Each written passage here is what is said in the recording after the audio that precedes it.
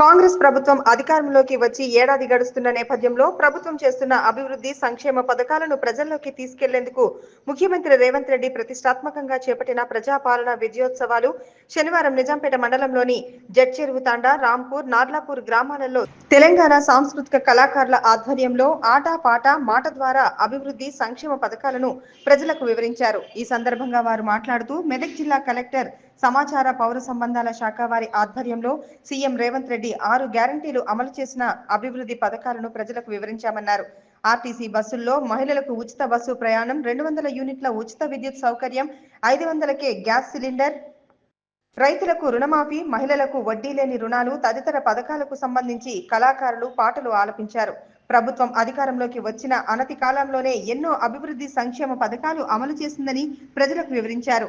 ఈ కార్యక్రమంలో tahsildar Suresh Kumar, MRO senior assistant Ramesh, staff Ramalingam, Telangana సాంస్కృతిక సారథి కళాకారులు ఎల్లా సిద్ధులు, కారంగుల మాధవి, శివోళ్ల కృష్ణ, చీకోడు నర్సింలు, జింకా దేవదాసు, సుందుల్ల శేఖర్, బిట్ల ఎల్లయ్య, టెక్మాల్ విజయ, లక్ష్మి, తుమ్మల ఎల్లయ్య, రామారావు తదితరులు పాల్గొన్నారు.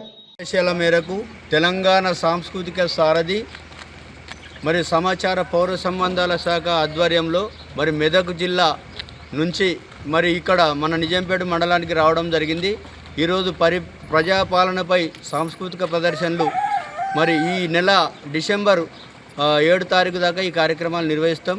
ఎందుకంటే ప్రజలకు సంక్షేమ ఫలాలు అందాలని చెప్పేసి గవర్నమెంట్ చేపడుతున్నటువంటి ప్రతిష్టాత్మకమైనటువంటి సంక్షేమ ఫలాలు 6 గ్యారెంటీలు అమలు చేస్తున్నటువంటి ప్రభుత్వం ఏడాది సంబరాలు చేయాలనే ఉద్దేశంతో ప్రతి పల్లెకు కూడా తెలంగాణ సాంస్కృతిక సారథి కళాకారులతో ఆట పాట మరి అదేవిధంగా 2 లక్షల రుణమాఫీ ఏకకాలంలో చేసింది. అదేవిధంగా 500కు గ్యాస్ సిలిండర్లనే అందిస్తూ పోతుంది. కాబట్టి మరి ఆధార్ కార్డు చేతిలో ఉంటే ఉచిత బస్సు సౌకర్యాన్ని కల్పించింది. ఇంకా చాలా కార్యక్రమాలను ప్రవేశపెట్టింది తెలంగాణ గవర్నమెంటు. అందరూ ప్రజలు అందిపుచ్చుకొని సంక్షేమ ఫలాలతో క్షేమంగా ఉండాలన్నదే ప్రభుత్వ ధ్యేయం. కాబట్టి ఈ సంక్షేమ పథకాలు ప్రజలు వినియోగించుకోవాలి. అందుకే ఈ